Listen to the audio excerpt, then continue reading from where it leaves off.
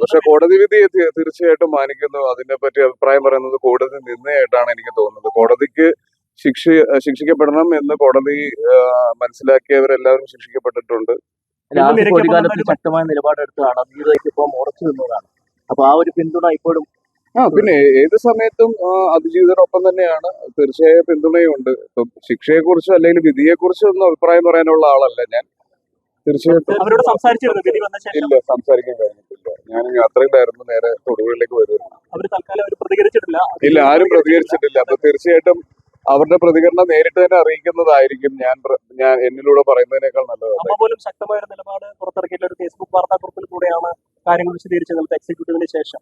അപ്പോൾ ശക്തമായ പ്രതികരണങ്ങൾ എല്ലാവരും വളരെ കരുതലോടെ പ്രതികരിക്കണമെന്ന് ആഗ്രഹിക്കുന്ന ഒരു വിഷയം കൂടിയാണ്. നമുക്കറിയാം, വ്യാഖ്യാനിക്കപ്പെടാൻ ഒരുപാട് സാധ്യതകളുള്ള ഒരു ടോപ്പിക്കുമാണ്, ഒരു കേസുമാണ്. അതുകൊണ്ട് നമ്മൾ പറയുന്നത് വളരെ മനസ്സിലാക്കി കൃത്യതയോടെ തന്നെ പറയണം. അപ്പൊ പല സമയത്തും പല അഭിപ്രായങ്ങൾ പറഞ്ഞത് വ്യാഖ്യാനിക്കപ്പെട്ടിട്ടുണ്ട്. അത് പല രീതിയിലും ഓൺലൈൻ സോഷ്യൽ മീഡിയ അറ്റാക്കുകളിലേക്കൊക്കെ പോയിട്ടുണ്ട്. അപ്പൊ അതിനോടൊന്നും താല്പര്യമില്ല. അപ്പൊ എന്താണോ പറയാനുള്ളതെന്നുള്ളത് കൃത്യമായി മനസ്സിലാക്കി കൃത്യമായ ക്ലാരിറ്റിയോട് കൂടി പറയാന്നുള്ളത്.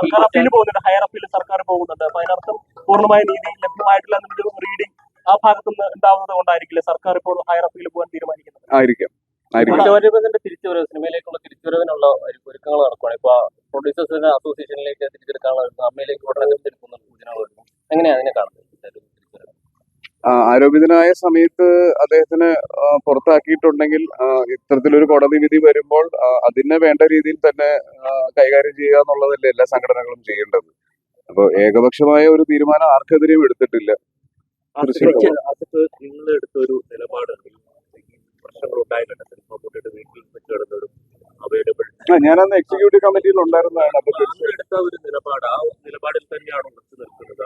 അന്ന് എടുത്തത് തീരുമാനങ്ങളെല്ലാം ശരിയായിരുന്നു. ഉറച്ചു നിൽക്കുക എന്ന് പറഞ്ഞാൽ അതിജീവിതയ്ക്ക് നീതി ലഭിക്കണം എന്നുള്ളതാണ്. ആര് ശിക്ഷിക്കപ്പെടണം എന്നുള്ളതിലല്ല. എന്റെ സഹപ്രവർത്തകയാണ്, എന്റെ വളരെ അടുത്ത സുഹൃത്താണ്. അപ്പൊ അവർക്ക് അങ്ങനെ ഒരു കാര്യം സംഭവിച്ചിട്ടുണ്ടെങ്കിൽ അതിനിപ്പോ എന്ത് പകരം കൊടുത്താലും മതിയാവില്ല. എങ്കിലും അതിന് കൃത്യമായ ഒരു നീതി ലഭിക്കണം എന്ന് മാത്രമേ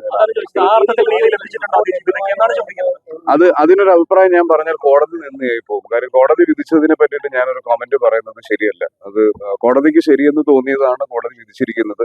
അതിന് ഹയർ അപ്പീൽസിലേക്ക് പോകുന്നുണ്ട്. അപ്പൊ അതിന്റെ കാര്യങ്ങൾ വഴി അറിയാം. അധികാര കേന്ദ്രങ്ങളിലേക്കുള്ള ദിലീപിന്റെ തിരിച്ചുവരവിനെ എങ്ങനെയാണ് കാണുന്നത്? അതിനെ പറ്റി ഒന്നും അഭിപ്രായം പറയാനുള്ള ആളല്ല.